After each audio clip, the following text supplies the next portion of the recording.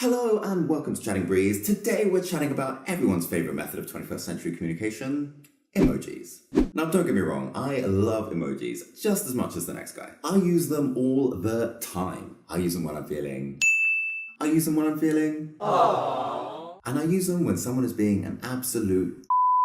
All in all, emojis are pretty great. But there is something a little awkward about some of them. And no, I'm not talking about the poop emoji or the whatever the hell this is. Instead, I'm talking about racial emojis. Not racist emojis, racial emojis. You know, like everyone's favourite character from Friends. He said Rachel, right? Do you think I should go up there? Racial emojis have been a thing ever since 2015, when Apple decided to slap its existing set of emojis on a tanning bed and presented the world with not one, not two, but 5 different ethnic skin tones, plus some generic Simpsons yellow characters. In some cases, this has been a pretty handy addition, but in others, it's become a little awkward. For example, there are definitely black people with blonde hair, and there are plenty of black people with blue eyes, but please help me find a fellow black person who wakes up every morning looking like this. I mean, sexy mugshot guy from back in 2014 comes close, but 1, he ain't actually blonde, and 2, he's just unrealistically good looking. He literally drove people crazy, remember? With comments online like, I want to be in his cell, and if you need a place to hide from the police, my door is always open. See? Crazy. Anyway, now I know what you're thinking. They're emojis. What's the big deal? If this is really what's bugging you in life, then clearly you need some bigger problems, right? See all this cyber emoji stuff? You're living like The Sims, caring about emojis. When's the last time someone punched you in the face?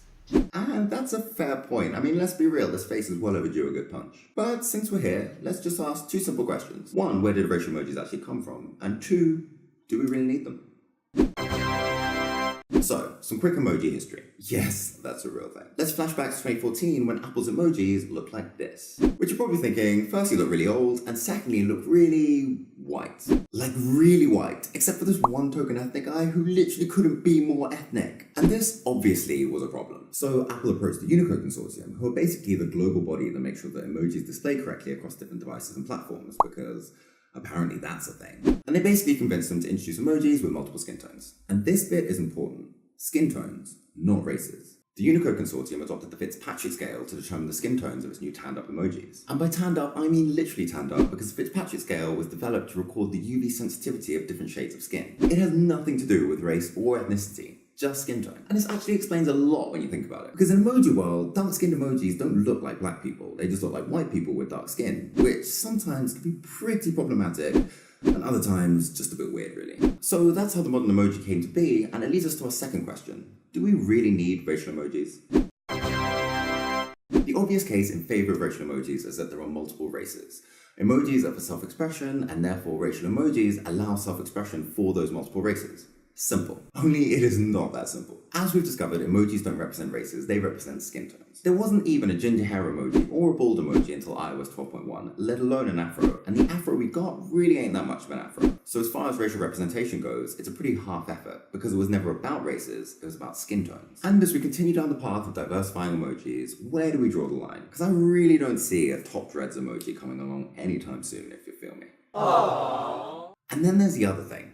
The biggest issue with racial emojis is that they insert race into the conversation when it just didn't need to be there. Every time you use an emoji, you have to scroll over and select which shade of beige or brown you are, which, when you think about it, is a tiny bit weird, especially when all you're trying to do is tell your girl Bianca how smooth your freshly shaved legs are. So then the question is, if racial emojis are so problematic, then what's the alternative?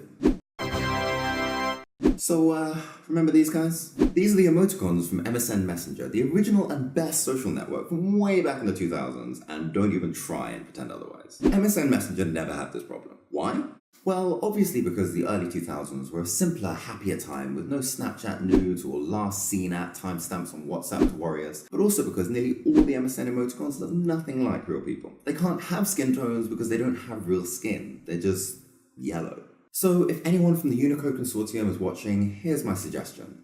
Let's just make the world a slightly less awkward place and get rid of these and just stick to these. As the wise man Big Nasty once said. This is my favourite emoji. That's the shit emoji. Does it come in different colours? No. No, that's one. Everyone's shit's brown.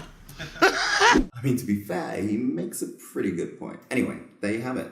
That is the problem with racial emojis. If you liked this video, then I'd like you if you gave it a thumbs up. Chatting Breeze is all about stimulating more informed and interesting conversations, so if that vibes with you, then why not subscribe and we can try and figure this crazy world out together. As always, I've been Suki, thanks for watching, and keep chatting that breeze, my friends.